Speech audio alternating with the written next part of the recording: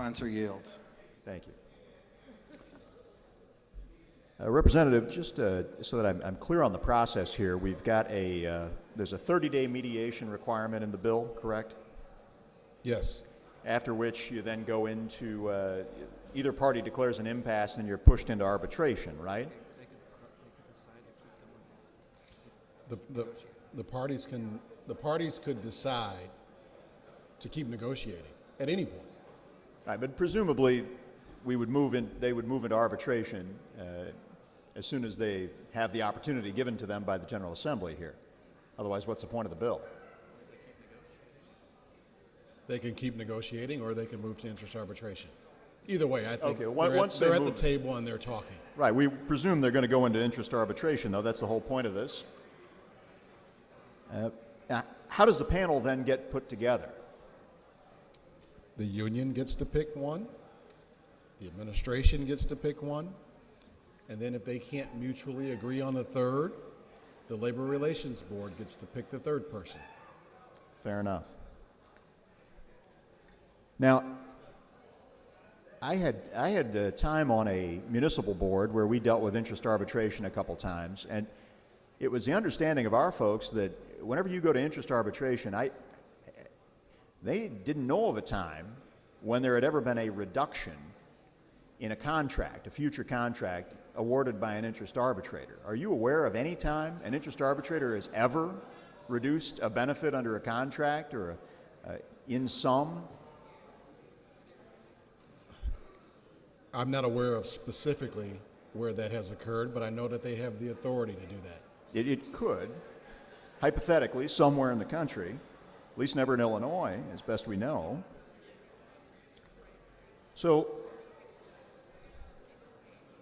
you know, there's been talk. I mean, one of the problems too is the factors that an interest arbitration they will look at, and there's a concern, particularly on this side of the aisle, that the budget process will be ignored by an interest arbitrator, and I know from my time on a municipal board that there was never any concern for our budget at the municipal level.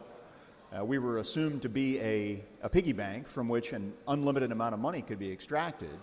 Is there any protection for the taxpayer in this process? They shall consider.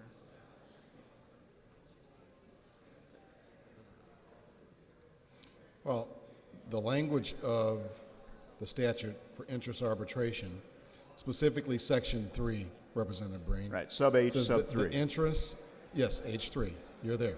The interest and welfare of the public and the financial ability of the unit of government to meet those needs, those costs, would be considered.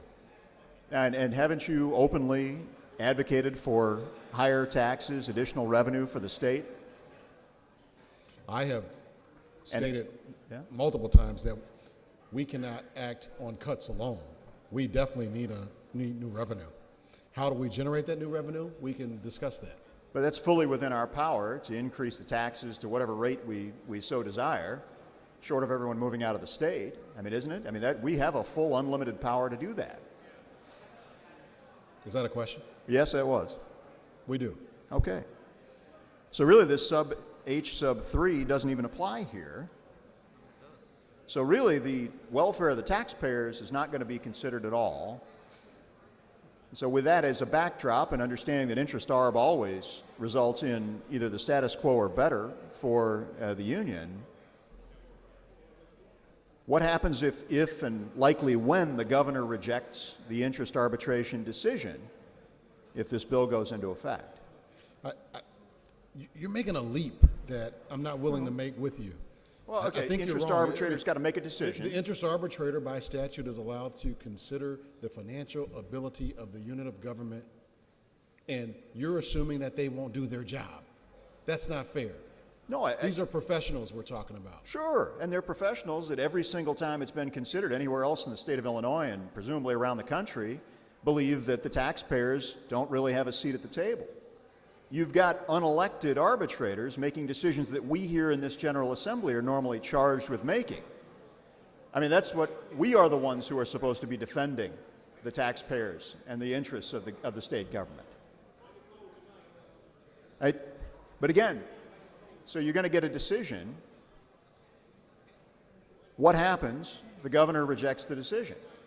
It goes back to negotiation, goes back to the panel. Back to the panel. Now, throughout that entire thing, though, the status quo contract stays in effect the whole time. Yes. Now,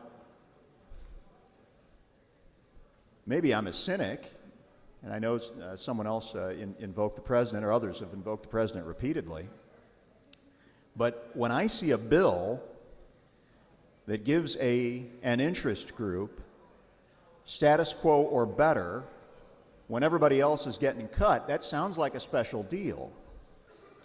And when I hear, oh wait, well the governor can reject it, it'll go back to the panel. The same process starts over with the same group of people and the same result then comes out, he rejects it again. So in the extent of the bill is till 2019, so from now till 2019, at absolutely worst, they get the exact same contract terms, the same step increases, pay raises, same health insurance at a very low price, same stuff that we enjoy here in the General Assembly.